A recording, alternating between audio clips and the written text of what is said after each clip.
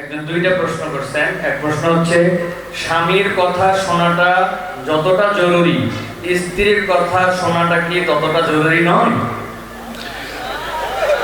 স্বামীর কথা যতটা শুনবেন, স্ত্রীর কথাটাও কি ততটা শুনবেন কিনা? দেখুন, পৃথিবীতে ফ্যামিলি ব্যবস্থাপনা ইসলামে একটা আছে, আর এর বাইরে পশ্চিমাদের আরেকটা আছে। দুইটা সিস্টেম। ইসলামের ফ্যামিলি ব্যবস্থাপনা হলো আল্লাহ তাআলা কোরআনে পরিষ্কারভাবে নির্দেশ করেছেন, আর রিজালু কাওয়ামুনা আলান নিসা। পুরুষদেরকে আল্লাহ রাব্বুল আলামিন নারীদের উপরে দায়িত্বশীল করেছেন, তাদেরকে আল্লাহ তাআলা অভিভাবক বানিয়েছেন। এখন যদি কেউ নারী এবং পুরুষকে সমান সমান করতে চায়, তাহলে তার পরিণতি কি হতে পারে পশ্চিমের দিকে তাকালে বুঝতে পারবেন। ভাইরা আমার, একটা ছোট্ট মুদি দোকানও যদি আপনি চালাইতে হয়, একজন মালিক আর একজন শ্রমিক বা কর্মচারী থাকা লাগে কি লাগে না? দুইজনই মালিক, সমান সমান শেয়ার, দুজনই দোকানটা পরিচালনা করে, দোকানটা ঠিক মতো চলবে? কারণ সকাল বিকাল গন্ডগোল বাঁধবে, ঠিক না বেঠিক? এভাবে কোনো দোকান যদি না চলে, তাহলে একটা সংসার কখনো সুষ্ঠুভাবে চলতে আপনি কাউকে না কাউকে অভিভাবক মানতেই হবে। হ্যাঁ, এর মানে এই না যে অভিভাবক যা খুশি তা করতে পারে, জুলুম করতে পারে, অন্যায় নির্দেশ দিলেও সে অধিকার আছে, সেটা ইসলাম বলে না, কখনো বলে না। ভাইরা আমার, আজকের পৃথিবী নারীদেরকে সমান অধিকার দিতে বলে, ইসলাম ন্যায্য অধিকার দিতে বলে। ইসলাম কি দিতে বলে? সমান দিলে সব সময় সমতা হয় না, ন্যায্য দিলে সব সময় সমতা, ন্যায্যতা, যেটা যৌক্তিকতা, সেটাই হয়। আল্লাহ আমাদেরকে বুঝার তৌফিক দান করুন। মা বোনরা যদি যৌক্তিক কোনো আবদার, চাহিদা পেশ করেন, সেটা স্বামী কখনো কখনো শুনতে বাধ্য, যদি সেটা তার অধিকারের বিষয় হয়। আর কখনো কখনো বাধ্য না হলেও স্বামীকে আল্লাহ তাআলা উদ্বুদ্ধ করেছেন। নবী করিম সাল্লাল্লাহু আলাইহি সাল্লাম তার স্ত্রী আমাদের মা আয়েশা রাদিয়াল্লাহু তাআলা আনহাকে খেলা দেখতে নিয়ে গেছেন। আম্মা জান রাদিয়াল্লাহু তাআলা আনহা এই হাদিস বর্ণনা করার পরে বলেছেন, ফাকদুরু কদরাল জারিয়াতিল হাদিসাতি সিন্নি আল হারিসাতি আলাল্লাহ হবে। ও দুনিয়ার পুরুষেরা, যুবকেরা, স্বামীরা, শুনে রাখো, আল্লাহর নবী সাল্লাল্লাহু আলাইহি সাল্লাম নবী হওয়ার পরও, এত ব্যস্ত মানুষ হওয়ার পরও, তিনি তার স্ত্রী হিসেবে আমি যখন তার কাছে খেলা দেখতে চেয়েছি, তিনি নিয়ে গেছেন। যতক্ষণ পর্যন্ত আমি নিজে বিরক্ত হয়ে উঠে না আসি, ততক্ষণ পর্যন্ত নবী সাল্লাল্লাহু আলাইহি সাল্লাম বসেছিলেন, আমাকে নিয়ে আসেন নাই, বলেন নাই আয়েশা চলো আর কত দেখবা, এটা বলেন নাই।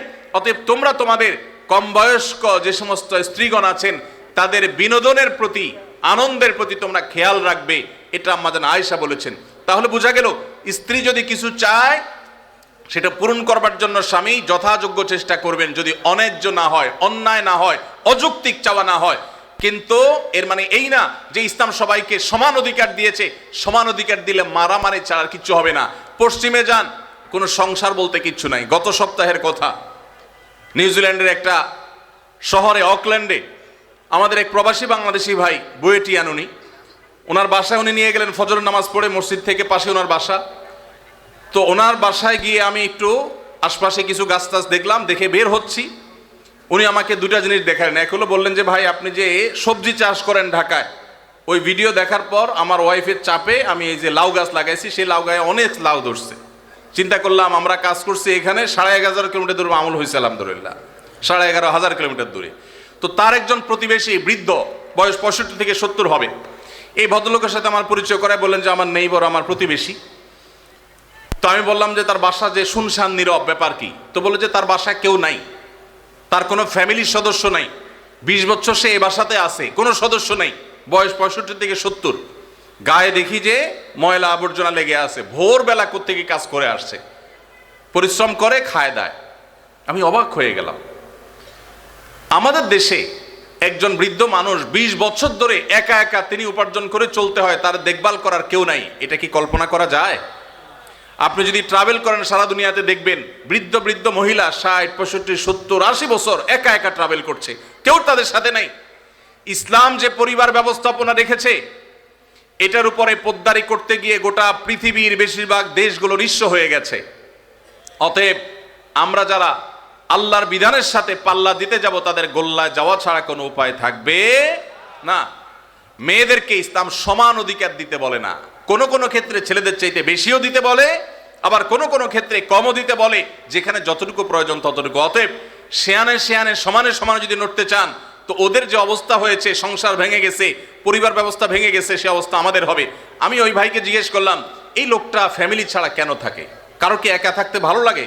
তখন তিনি আমাকে বললেন, ভাই সাদে থাকে না, এই জন্য ফ্যামিলি ছাড়া থাকে যে বইয়ের সাথে তো 2 দিনে বেশি 3 দিন বনবে না। নিয়ম হলো, আইন হলো, বেশিরভাগ উন্নত দেশগুলোর আইন একই রকম।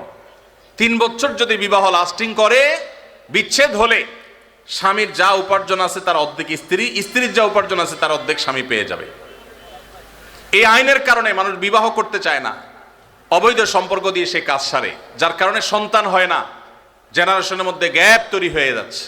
আল্লাহ তাআলা আমাদেরকে ইসলামের মতো সুমহান জীবন বিধান দিয়েছেন, এর চেয়ে যৌক্তিক, এর চেয়ে সুন্দর, এর চেয়ে সুখ, এর চেয়ে দাম্পত্য শান্তি আর কোনো সমাজে কল্পনা করা যায় না। আল্লাহ তাআলার শুকর সেজন্য।